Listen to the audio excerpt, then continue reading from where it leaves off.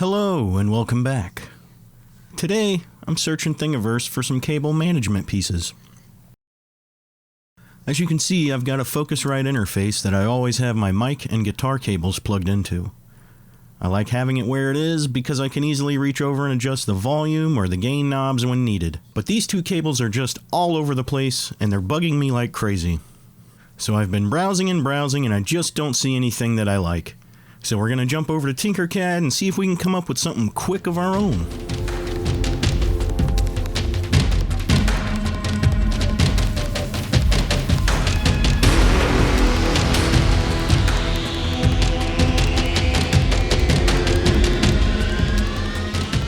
Alright, so we're in Tinkercad, and I'm going to try to be as clear as possible as to the steps I'm taking, but this is going to be sort of quick because I don't want the video to be too long. So the first thing we're going to do is grab a box and make it 10 millimeters high by 40 millimeters wide.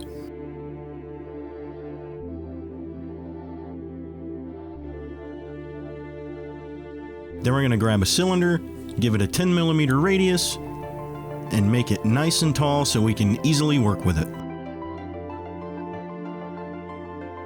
Now if I place the cylinder on there and cut that out, you can kind of see it'll end up making it a little tight to get the cable into it. And that's fine if you want your cables in there snug, but since this will be mounted against the underside of my desk, and I'll surely be pulling on the cables from time to time, I want the cables to rest freely inside this channel. So we're going to grab another box, make it 10 millimeters, and line it up with the center line of the circle. To my knowledge, there's no way to do this with the alignment options, so I just kind of eyeball it.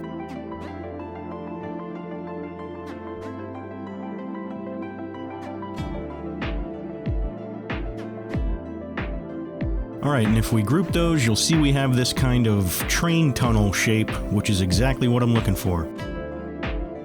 Now we'll duplicate this and space those apart a little bit and group those two together so that we can align them on our box with the alignment options.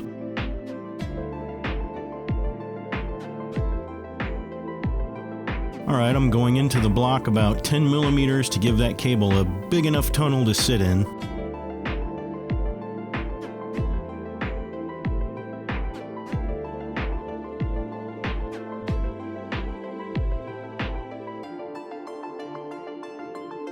And then we're going to group all of this.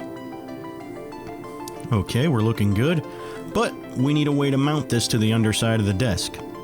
So it's going to need some ears on it, so to speak. The way we're going to make those is by grabbing another box. And first we're going to align it with this inside edge.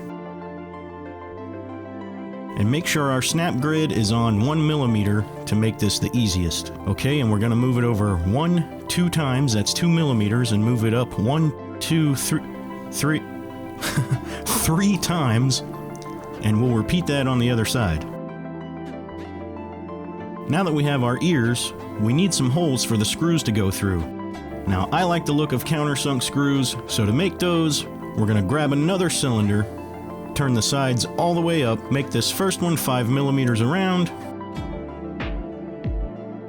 and then duplicate that. Make that one 7 millimeters around and make it much longer because we want clearance for our screwdriver shaft to go right through to the head of the screw. And we're going to align it and group those. Then we're going to turn that on its side and bring it over to the main piece and see how we can line it up.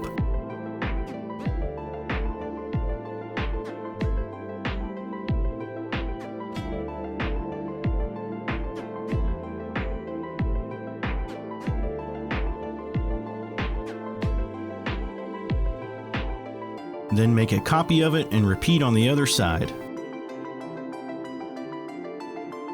Now we're going to group those, but I can already see the main box isn't long enough. You see these holes showing where it was too close when we grouped them? So we're going to quickly ungroup everything until we can grab just the first box now. Let's up the size by 10 millimeters. And if we lock those tunnels, we can align the box to those and everything else should be where it needs to be.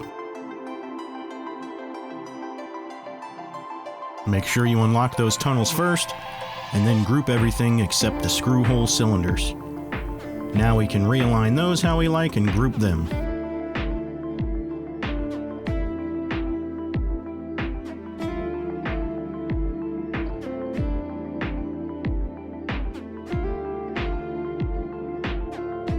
Okay, looking good. Now let's cut the sides of those ears down a little bit.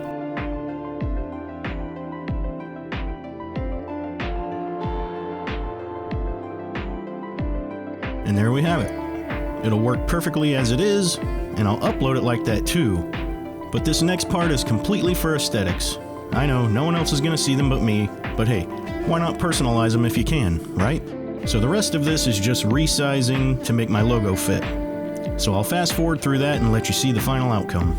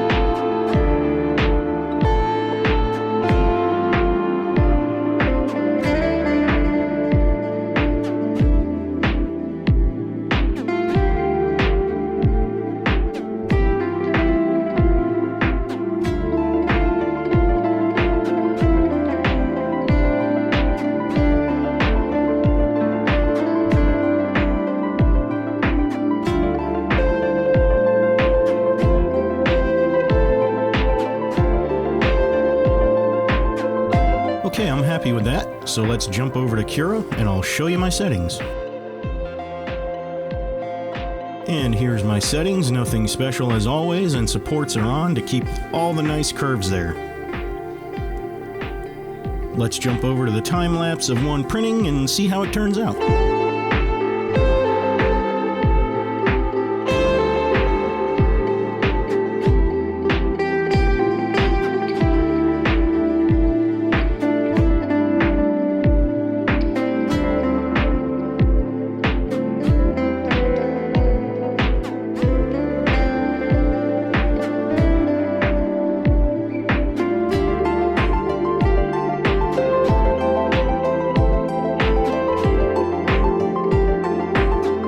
Alright, it looks a lot better than I thought, especially for being on the low quality profile in Cura.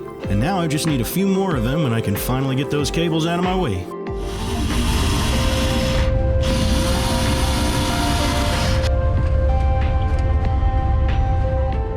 Okay, and here is the after look. Much better. No cables all over the place, not hanging down all around the place. Much cleaner. Alright, I appreciate you tuning in. Hope you enjoyed the video. Catch you in the next one. And as always, have the best day ever.